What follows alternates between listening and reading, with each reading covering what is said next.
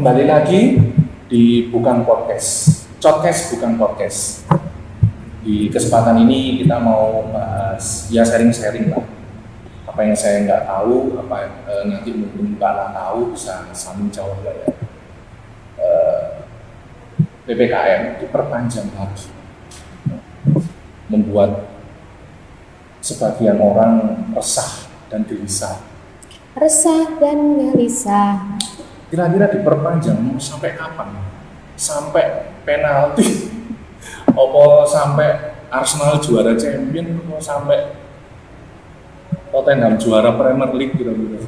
Kok ini tadi aku barusan yang terbaru lihat medsos kok sampai akhir 2021 ya Mas Gus ya? Sing genah. Ya lihat medsos, belum namanya juga belum pasti kan, kalau yang pasti sampai tanggal 16 yang ini. Berarti seminggu. Iya. Seminggu. Kalau jadi Berarti masih wacana. masih wacana. Kita berharap sih tak diperpanjang. Harapannya sih enggak diperpanjang. Bukan harapan saya aja, pasti harapannya Semua lah. Semua pasti kayak gitulah, khususnya pedagang-pedagang kecil, ya enggak. Terus ngomong masalah PPKM ini, nama awalnya kan PSBB. Kok orang-orang ini doyan banget sama istilah sih. Kok doyan banget sama istilah, padahal artinya sama. Kenapa nggak PSBB aja tetap gitu? Kenapa harus diganti PPKM darurat, PSBB mikro, PPKM mikro, terus PPKM level 1 sampai 4, semacam-macam lah. Kenapa enggak? Ya wis sama PSBB penyekatan gitu. Semacam makanan ada level-levelnya. Ya, nasi goreng level 1, Mie setan level 4. mie ngefly level 1. Ya.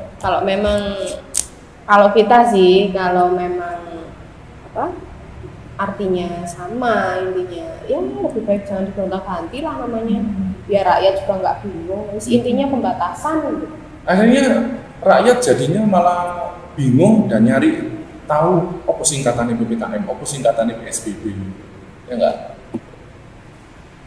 Intinya kan pembatasan sosial kan, aktivitas. Intinya itu artinya. Tapi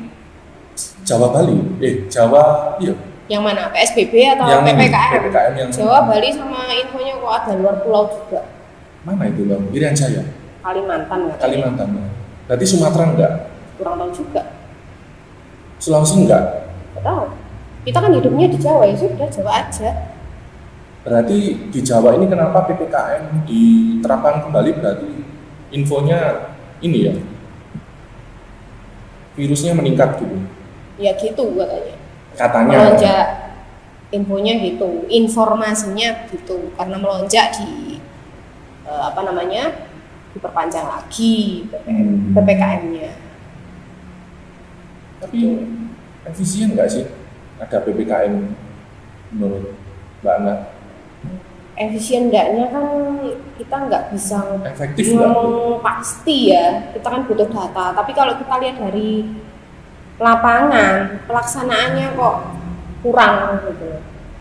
Iya, soalnya gini loh, PPKM ini kan pembatasan skala besar ya, tapi kok cuma malam tok.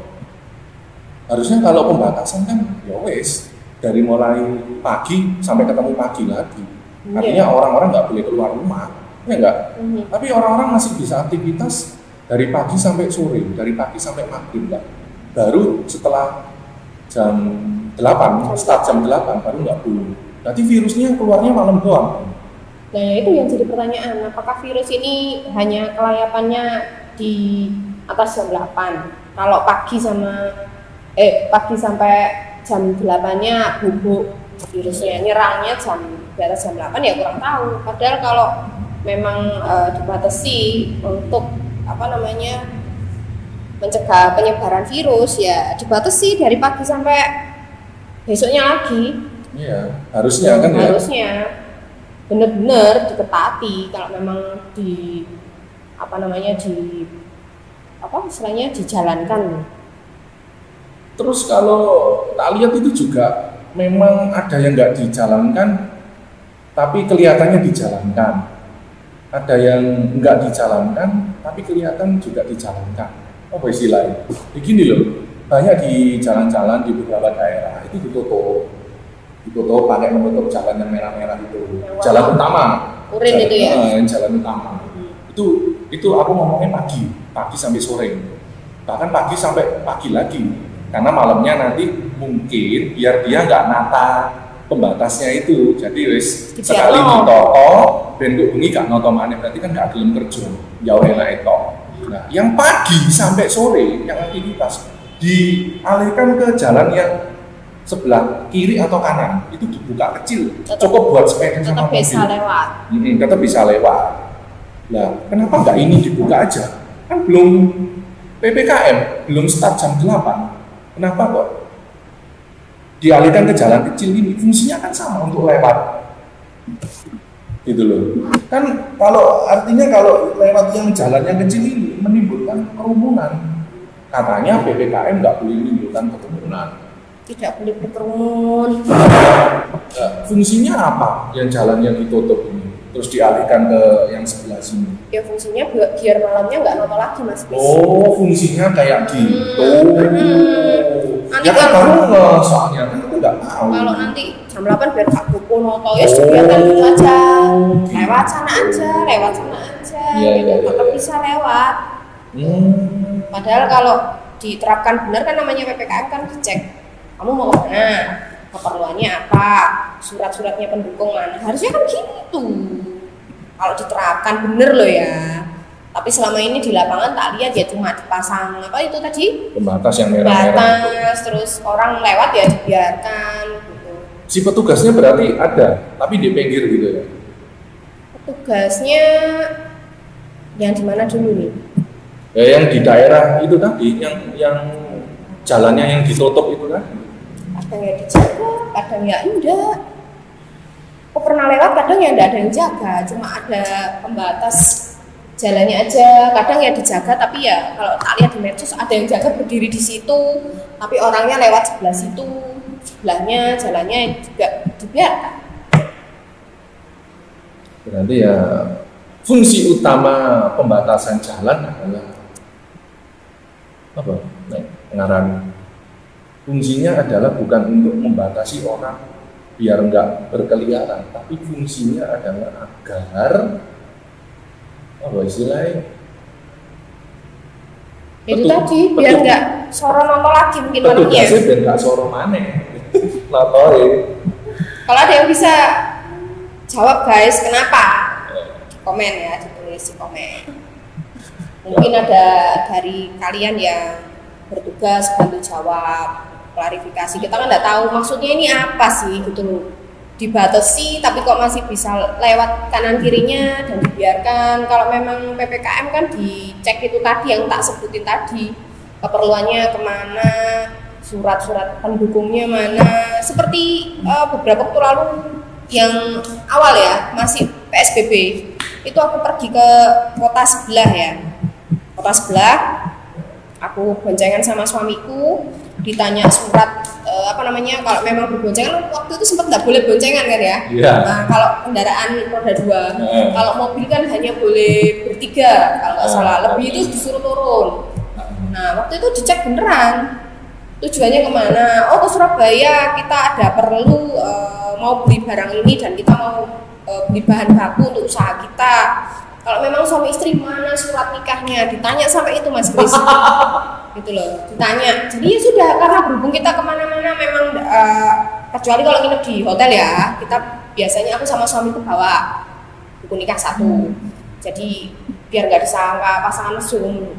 Nah ini pikir kita ya cuma surat keterangan domisili gitu aja. Akhirnya ya sudah tak buka IG-ku, tak tunjukin foto-foto nikah, sama di sana kebetulan juga aku upload ini ya katanya buku nikah, tak zoom gitu aja guys. Terus ditanya surat ini domisili juga, domisilinya mana. Kalau domisilinya di luar yang ditentukan tadi kotanya juga nggak boleh guys. Itu dulu yang awal. Nah itu benar yang masih istilah PSBB ya, itu benar dijalankan gitu loh. Tapi sekarang tak lihat kok enggak ya, bedanya apa gara-gara diganti nama PPKM terus enggak? Kalau aku ngerasa sih kayaknya petugasnya mungkin lelah, capek mungkin kayak capek lah. Harusnya yang bikin aturan ini juga ditanya ke sama petugas yang jaga.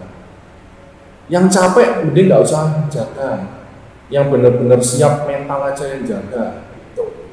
Takutnya kan yang dari atas ngasih peraturan gini, yang bawah wis pokoknya ketok dalane tak sekat wis beres gitu. Takutnya gitu. Sama kelihatan jaga gitu. Ini enggak meng-underestimate-kan petugas ya, cuma yang kita lihat di lapangan seperti itu. Ada yang enggak, ada yang ditanya, nah kita ini bahas yang enggak dijalankan itu lah. Soalnya jalan-jalan yang kita lewatin enggak ya? Kebanyakan jalan yang kita lewati enggak. Itu enggak ada sistem pengaman yang kita sebutkan tadi yang di awal gitu. Iya. Makanya jadi pertanyaan apakah untuk masuk kota besar aja yang ditanya? Ya, ditanya. Kalau yang kota-kota kota sebelahnya enggak gitu. Makanya kita kan enggak tahu tanya. Terus juga efek dari PPKM ini banyak banget ya. Salah satunya itu ke ini orang-orang yang mau bikin acara hajatan resepsi pernikahan, resepsi hitanan, pengajian, apa mana, dibaan, istighosah, terus macam-macam lah ya, nggak boleh. Itu artinya kan gini loh, kasihan orang yang sudah menetapkan tanggal. Kita kan nggak tahu nanti di bulan kita menetapkan tanggal itu ada PPKM apa? Ya enggak. Orangnya ya enggak ada persiapan, enggak ada persiapan untuk kalau PPKM enggak ada persiapan kayak gitu. Dia mikirnya ya wis tanggal pernikahannya, ya itu sudah. Kok ada orang yang dengan sangat enak diundur aja nikahnya, mbahmu lah diundur. Apa golek dalan sampean? Apa golek tanggal itu segampang gasmu ngono. Sekarang tak balik. Sampean yang mau nikahkan anaknya, tak bilang gitu. Diundur aja, Bu. Ya apa perasaannya sampean? Ya enggak? Dan cari tanggal itu biasanya jauh-jauh hari. Bener, dia nggak tahu itu ada PPKM atau enggak. Bahkan yang resepsi itu Mas Kris kasihan juga. Kadang ada yang sudah pesen gedung, bayar, catering, misalnya undangan bahkan sudah disebar. Nah, tiba-tiba ada PPKM yang membatasi undangannya boleh hanya 30 aja, sedangkan dia sudah nyebar banyak undangan. Nah, cateringnya juga sudah nyebar lebih dari 30 pesennya. Terus bagaimana? Artinya itu kalau bikin peraturan, bikin himbauan ya juga kasih solusinya.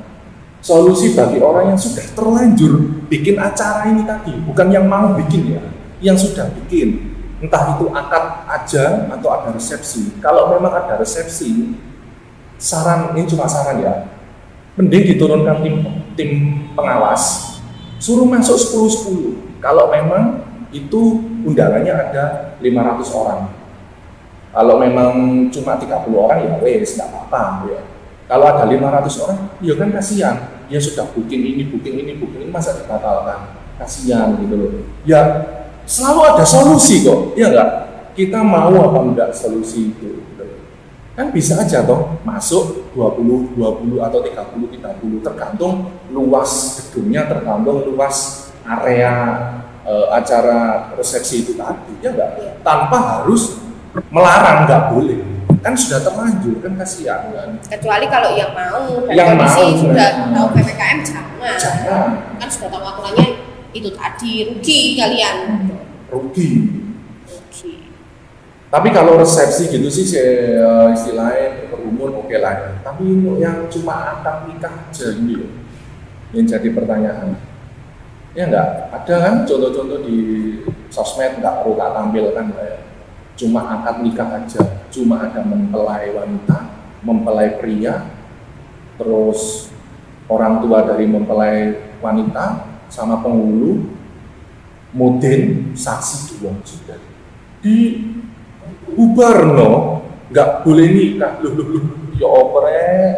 Uang arep menuju halal, arep melaksanakan sunah Rasul itu harusnya dibantu, jangan malah digagalkan. Terus nunggu disuruh nunggu sampai PPKM selesai gitu. Lah kita aja nggak tahu kapan selesai. Terus misalkan sampai PPKM selesai, ya tanggalnya kan sudah berubah. Tanggal yang ditetapkan menurut mereka tanggal baik tanggal itu. Terus disuruh berubah tanggal ini. Nggak perlu ngomong yang aneh-aneh, kita balik posisinya ada yang posisinya di mereka yang larang gitu tadi, tak balik sampai yang posisinya kayak gitu gimana? Ya enggak, ya harusnya ada solusi kan gitu. Kalau hanya cuma 6 orang ya tadi ya, mempelai pria, mempelai wanita, orang tua, mempelai wanita berarti kan bapaknya tok ya, terus mudin, penghulu sudah tadi ya. Penghulu sama saksi 7 orang. Paling banyak 7 lah. Nggak masuk akal kan ya, nggak masuk akal. Ya harusnya tetap dilaksanakan. Ya kalau memang ada solusi ya diberikan solusi, jangan dilarang. Ini wong nikah ini, nggak arep dakon, nggak masuk akal sampai aneh dilarang. Kenapa aku bilang nggak masuk akal? Karena ada salah satu pejabat yang gelar pesta gak karu-karuan, tapi di Jarno. Aku nggak mau ngomong piye-piye kok diarani aku ngomong ngawur kalau data ya. Cuma aku tahu di sosial media kalau ada beberapa orang yang berduit beruang gelar pesta gak karuan tapi di Jarno. Nah berarti kan gak adil. Berarti kan peraturan itu ada untuk kalangan yang wah, ya nggak bener nggak? Kalau aku berasumsi seperti itu nggak masalah dong, karena yang tak lihat kayak gitu gitu loh. Peraturan ini hanya untuk kalangan tertentu, terutama kalangan bawah. Kalau kalangan yang beruang dan pejabat, mungkin ya itu tadi nggak berlaku. Bahkan waktunya PPKM kan beberapa waktu lalu ada nanya pejabat yang bisa keluar negeri kok bisa, sedangkan rakyatnya aja mau mudik aja nggak bisa hari raya ini. Kalau memang ditetapkan ada peraturan PPKM, peraturannya ini tidak boleh kesini, ya semuanya lah, tidak pandang bulu lah. Namanya juga sama warga Indonesianya. Terus kalau ini Mas Kris, apa namanya peraturan untuk makan di tempat bagi yang buka warung, kemudian di pot, warung kopi, kafe, dibatasi tetap 20 menitan ya? Kali ini? Kayaknya aku nggak tahu juga, karena aku nggak mengerungokno, menyimak kemarin waktu perpanjangan itu, apakah disebutkan tetap 20 menit atau ditambah jadi 45 menit, ya nggak tahu sih. Tapi menurutku kayaknya ya tetap diperbolehkan 20 menit. Nah 20 menit itu ketentuannya dari makanan disajikan, ditaruh di atas meja, timer jalan 20 menit, atau dari kita datang ke tempat ke tempat makannya itu tadi, atau resto atau tempat atau kafe atau warung kopinya. Dari kita datang atau dari makanan disajikan, kopi disajikan. Kalau logikaku ya begitu makanan sudah tersaji di meja ini baru dihitung start awal 20 menit itu. Harusnya gitu ya. Gitu. Kalau dari disajikan, apalagi yang makanan nggak siap makan, terutama, nah itu repot guys. Oh iya. Bisa-bisa aja masaknya kan paling cepet yang nasi goreng atau mungkin mie goreng itu kan sekitar 15 menitan ya. Kan ada 10-15 menit ya. Kan ada restoran yang all you can eat. All you can eat harus masak dulu, bakaran itu apa sih? Grill. Nah itu kan harus bakar dulu. Itu berapa lama biasanya? 90 menit? 90 menit kayaknya. 60 menit? Berarti ya ditulisi untuk khusus warung atau restoran yang all you can eat selama PPKM waktunya cuma 20 menit dan harganya juga harus dikondisikan, ya enggak? Itu ya, sih. Ya. Langsung sepi kok.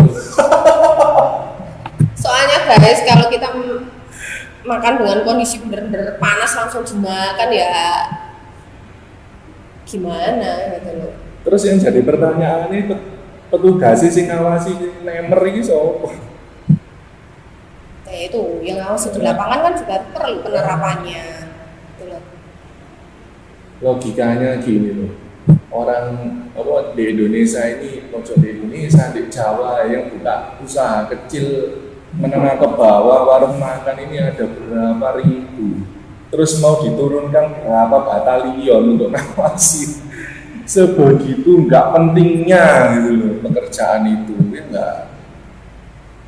Apa kita sendiri yang nemer, kita datang terus di timer 20 menit, setelah itu di-report ke negara.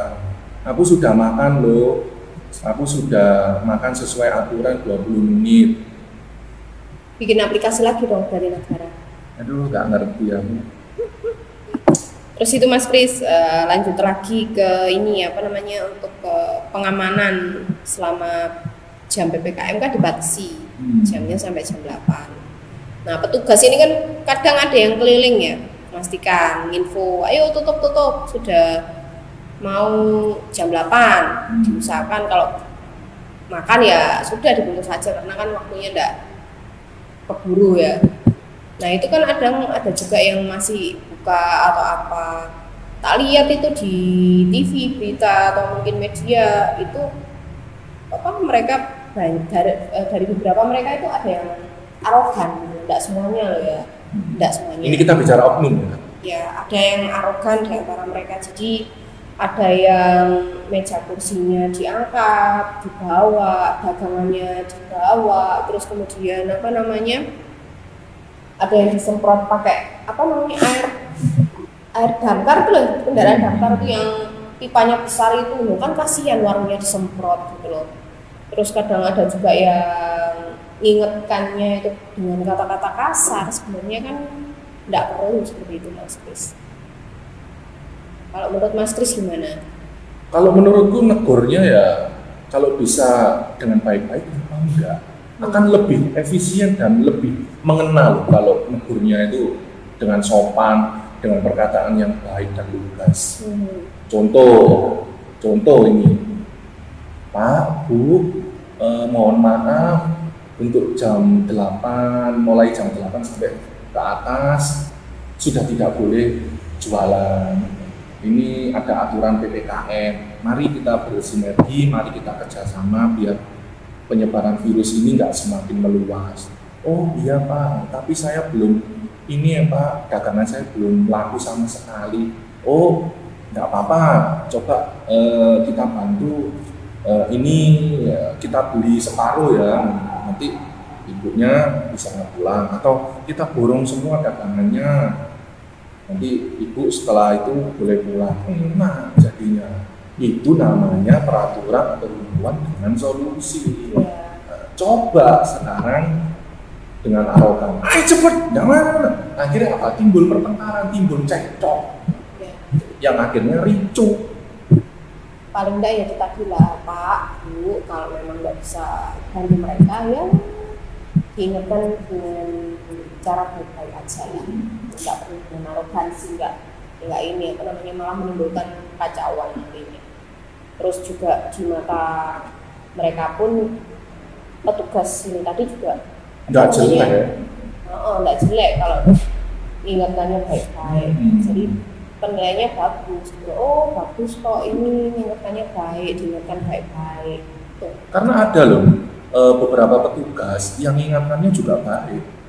Akhirnya kan mereka jadi jelek namanya gara-gara si petugas nggak teli gitu loh. Iya. Aku yuk gak habis pikir sih cara mereka perekrutannya gimana ya, seleksinya ya. Kok sampai lolos wong sing gak teli kayak ngono gitu loh. Nah RD ini ada RD nggak kayak gitu? Nggak ada ya? Ya pasti ada lah Mas. Kok bisa lolos gitu loh? Psikologisnya gimana? Psikotesnya itu maksudnya. Kok bisa lolos? Ya sebenarnya nggak hanya diperlukan tes IQ aja, ESP juga penting. Jadi untuk misalnya pengelolaan untuk emosinya apabila yang bersangkutan ini menghadapi suatu masalah itu cara manage atau mengatur emosinya dia itu bagaimana itu harusnya ada biasanya harusnya loh ya. Ya mungkin si bapak petugas tadi mungkin capek. Kalau capek ya jangan bertugas Pak. Mending sampai istirahat di rumah. Jangan sampai capek, sampai lelah, sampai pusing, sampai nampiaskan kegiatan kecil. Gak cocok bos di seragammu gitu. Elek-eleki organisasimu, ya enggak? Elek-eleki koncomu sing apik gitu loh. Atau elek dipakai ini gitu. Ya memang kita semuanya lagi capek ya semuanya karena keadaan seperti ini. Tapi kalau memang kita bisa bisa bersinergi dengan baik, aku rasa ya akan baik semuanya Mas Kris. Terus juga mengenai BLT itu juga nggak tepat sasaran selama PPKM. Kurang tepat sasaran. Bukan hanya PPKM, selama pertama PSBB juga nggak tepat sasaran. Kalau menurut aku. Ada yang tepat sasaran tapi kebanyakan nggak tepat sasaran. Nggak usah tak buat contoh orang lain, orang tua aku sendiri dapat BLT nggak tepat sasaran. Kenapa nggak tepat sasaran? Loh kata BLT aja, bantuan langsung tunai, harusnya uang ganti sembako kok. Alasannya apa? Biar nggak dibelikan yang nggak berguna. Lu sama ngerti kata kebutuhan kok.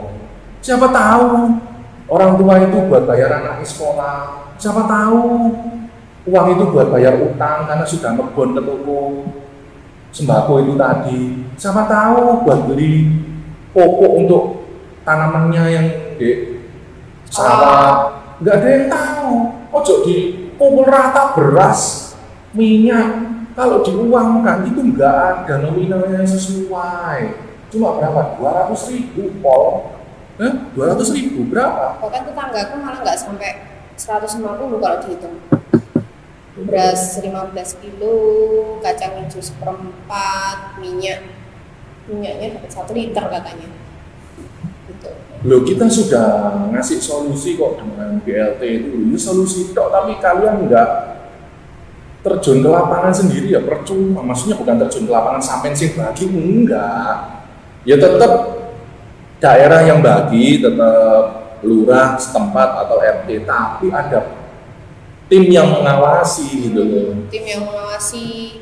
Semuanya itu kan sensus. Semuanya itu kan ada solusinya sih. Sensus dalam artian orang yang berhak mendapatkan bantuan itu siapa aja, gitu kan, yang benar-benar berhak. Jadi bukan hanya orang yang dekat sama yang nyensus gitu loh.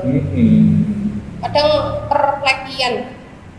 Kalau nggak kocok lek ya nggak DKI, misalnya gitu. Ada beberapa RT yang kayak gitu, ada beberapa lurah yang kayak gitu.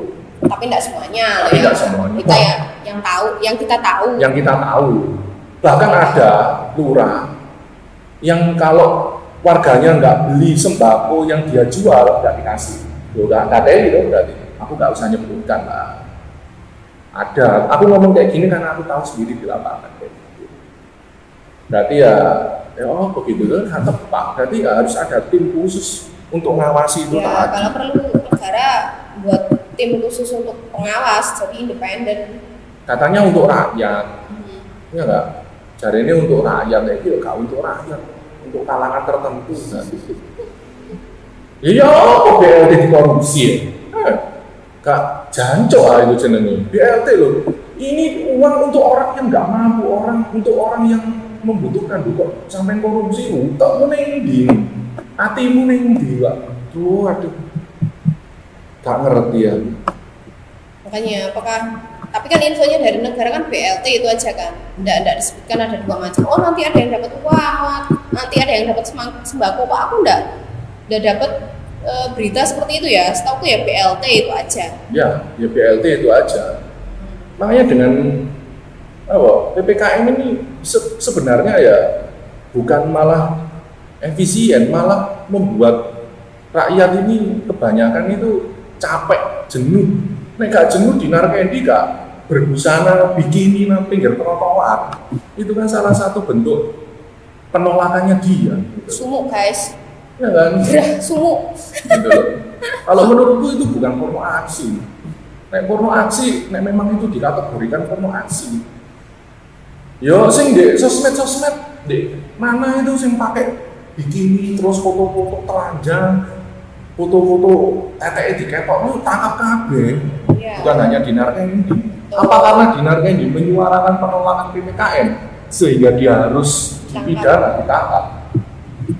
Kayak gitu kan. Ya kan lucu sih gitu. Ya kalau di sosmed kan bukan real life. Nah kita butuh yang real life, kalau yang real life baru kita tangkap tuh. Lah apa kabar yang di sosmed yang hate speech terus ngata-ngatain ini kok ditangkap gitu loh. Katanya sosmed, katanya real life. Ya apa? Bingung akhirnya rakyat. Bingung lagi. Ya banyak yang merasa dirugikan lah PPKM. Karena penanganannya gak maksimal gitu.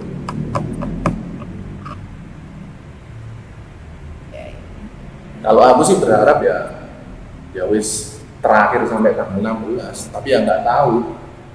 Kita ini ibarat di hari terakhir PPKM itu selalu menantikan kabar yang penting sekarang. Kemarin kan tanggal 9 itu kira-kira diperpanjang nggak ya? Nunggu kabar dan lagi diperpanjang. Kemarin sih feelingku kalau tanggal 9 bakal diperpanjang kayaknya. Feelingnya mana gitu ya? Feelingku, aku sudah rencana ada meet up sama temen itu tanggal 9 kan terakhir ya kan. Aku mau ketemu tanggal 12. Terus ini antisipasi nih kalau kira-kira PPKM diperpanjang gimana? Loh kan terakhir tanggal 9, kita belum tahu tanggal 9 diperpanjang enggak. Kalau diperpanjang gimana?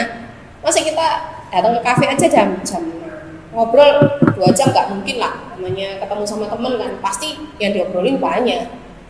3 jam nggak cukup. Nggak taunya beneran diperpanjang. Ya ngobrolnya 20 menit akhirnya. Ngobrol 20 menit. Apa kabarnya ngombe kopi? Wes boleh. Boleh. Kalau tanya kabar aja, gimana kabarnya? Ya sudah, WA-an aja. Lewat grup. Ya kayak gitu sih. Kalau menurutku poin-poin yang harus diperhatikan di PPKN sampai akhir. Mata pelajaran ya PPKN. Mata pelajaran SD. PPKM ini ya untuk yang anak kecil ya semoga diberikan hati sing legowo, sabar, terus semoga lebih diperbanyak rezekinya. Ya, walaupun sekarang agak disumbat oleh peraturan, semoga rezekinya mengalir dari yang lain. Dari arah yang Yakin. lain. Terus yang Tuhan itu mesti ngasih rezeki lebih. Betul. Terus yang buat peraturan ya dimohon lebih ditelaah lagi, dilihat lagi dari sisi yang menengah kecil dan rakyat yang nggak punya, imbasnya gimana. Situ aja sih. Kalau memang bikin peraturan ya harus ada solusi atau kebijakan tertentu, ya enggak? Iya. Akhirnya nanti malah gini loh, rakyat itu akhirnya malah banyak yang bangga. Peraturan ada untuk dilanggar, akhirnya gitu, bukan untuk ditepati karena kurangnya solusi dan kurangnya sasaran yang tepat itu kan. Kurangnya sasaran, terus penerapannya juga kurang. Yang sini diketatin, yang sini enggak. Ya, itu aja sih. Kalau menurutku selama PPKM ini ya semoga nggak diperpanjang lagi. Harapannya semoga tidak diperpanjang lagi.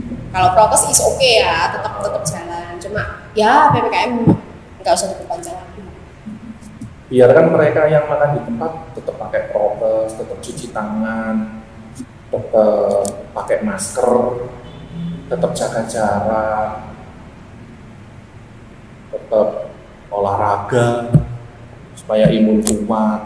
Udah wis. Ya wis gitu aja sih kayak menurutku ya, artinya kita mau ngobrol kayak gini bukan menyalahkan salah satu pihak ya, enggak, lebih kita ini lebih ke sharing iki bener tak koyok ngene iki, lebih ke ngobrol santai ya enggak kayak gitu. Kalau memang ada salah kata ya kita mohon maaf ya, namanya manusiawi ya. Kita ini ADW ini unek-unek mengeluarkan unek-unek. Ya apa caranya ya? Dengan cara seperti ini. Gitu. Kalau ada memang salah ya mohon dimaafkan ya, namanya juga manusia banyak salah. Ya wis lah. Semoga kedepannya Indonesia bisa lebih baik dan lebih kok lebih baik. Ya, semoga segera membaik lah Semoga negeri Indonesia dan tidak melawak.